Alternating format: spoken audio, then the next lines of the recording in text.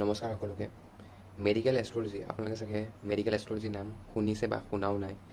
এইটো এটা জ্যোতিষৰ আটাইতকৈ গুৰুত্বপূৰ্ণ বিভাগ, মেডিকেল এষ্ট্ৰলজি। তো আমি আচলতে মেডিকেল এষ্ট্ৰলজি হয় কি, বহুতে মোক সুধিছে যে মেডিকেল এষ্ট্ৰলজি হয় কি। তো আমি তাৰ বিষয়ে আজি আমি অলপ আলোচনা কৰোঁ যে মেডিকেল এষ্ট্ৰলজিটো হৈছে এনেকুৱা কিছুমান মানুহৰ ধৰি লওক বেমাৰ হয়, যোনবিলাক বেমাৰৰ ডায়েগন'চিছ যিমানো কৰিলে, যিমানো ডক্টৰৰ ওচৰত যোৱাৰ পিছতো, আনকি যিমানবাৰ ট্ৰিটমেণ্ট কৰাৰ পিছত দৰৱ খোৱাৰ পিছতো মানুহজনৰ বেমাৰটো ভাল হয়, কিন্তু আকৌ ঘূৰি ঘূৰি হয়। আৰু সেই মানুহজনৰ বেমাৰটো বাৰে প্ৰতি সেই ব্যক্তিজনে সেই বেমাৰত ভুগিবলগীয়া হয়, আৰু তেওঁৰ বহুত বেছি ধন টকা পইচা আৰু শেষ হয়। এতিয়া আমি মেডিকেল এষ্ট্ৰলজিত এনেকুৱা কিছুমান গ্ৰহৰ সহায়ত চিকিৎসা কৰা হয়, যোনবিলাকেদি আপোনাৰ সেই বেমাৰটো ৰোধ কৰিবলৈ বহুতখিনি, মানে এইটো নহয় যে আপুনি একো দৰৱ খাব নালাগে, আপোনাৰ ভাল হৈ যাব অকল জ্যোতিষৰ সহায়, তেনেকুৱা নহয় যে আপুনি হয় দৰৱ খাব লাগিব। এনেকুৱা কিছুমান আছে যে আপুনি সদায় ঘৰৰ নৰ্থ ইষ্ট ছাইডত আপুনি মেডিচিনখিনি ৰাখিব, এনেকুৱা কিছুমান বাস্তুৰ কিছুমান সহায় লোৱা হয়।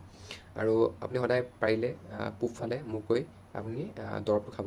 আৰু যদি আপুনি যিকোনো বস্তু যদি আপুনি ধৰি লওক আপোনাৰ ঘৰৰ যদি বাস্তু দুখ আছে, বিছনাখনো যদি আপুনি ৰং ছাইডত থৈছে, যোন ডিছপ'জেল ছাইড তাত যদি আপুনি বিছনা ৰাখিছে, তেন্তে হ'লেও আপোনাৰ ধৰি লওক স্বাস্থ্যৰ অৱনতি ঘটি থাকিব পাৰে। সেইবিলাকো বহুত বেছি অলপ আমি আলোচনা কৰিবলৈ হ'লে আপোনাৰ যোনটো শোৱনিত ষষ্ঠ মানে 6th হাউচ যোনটো আছে, সেই ঘৰটোত যদি কিবা দুৰ্বল গ্ৰহ বহি আছে আৰু সি যদি কুপিত হৈ আছে, মেলিফিক হৈ আছে, তেতিয়াহ'লে আপোনাৰ ধৰি লওক সেই ঘৰটোৰ লগত জড়িত বেমাৰ আপুনি নিশ্চয় ভুগিবলৈ পাব।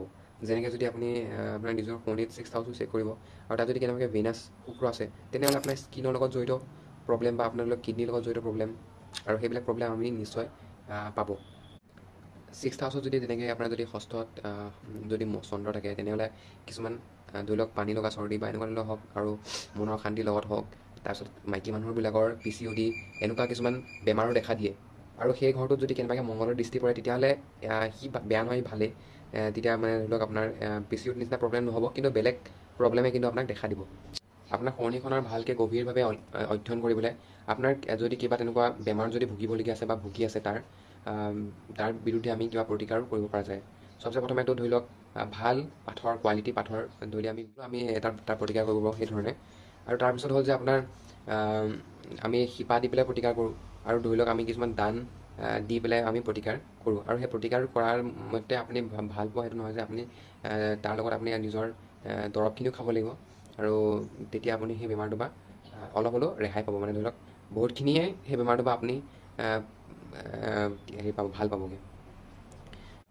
আৰু আমাৰ শৰীৰৰ এটা এটা অংশটো ৰাখি কিছুমান আছে, যেনেকৈ আমাৰ যদি মস্তিষ্কত যদি আমি চাওঁ, ইয়াত মেঘ ৰাশিক আমি ধাৰণ কৰোঁ, ইয়াত আমি বৃষ ৰাশিক ধাৰণ কৰোঁ, আমাৰ কান্ধত আমি মিথুন ৰাশিক ধাৰণ কৰোঁ। সেই তেনেদৰে যদি আপোনাৰ সেই ৰাশিটোৰ যদি কুপিত অৱস্থাত থাকে, আৰু তাৰ ৰাশিটো যদি কুপিত অৱস্থাত থাকে, আৰু সেই তেনেকৈ আপুনি সেই জেগাটোৰ লগতো জড়িত আপুনি সমস্যাত ভুগিবলগীয়া হ'ব পাৰে।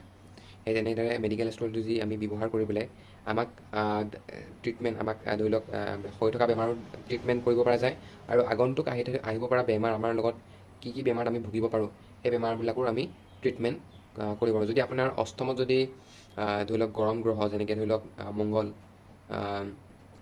কেতু, সূৰ্য, এনেকুৱাবিলাক যদি আপোনাৰ অষ্টমত থকা হয়, তেনেহ'লে আপুনি কেতিয়াবা পাইলছ নিচিনা বেমাৰৰ লগতো আপুনি ভুগিবলগীয়া হ'ব পাৰে।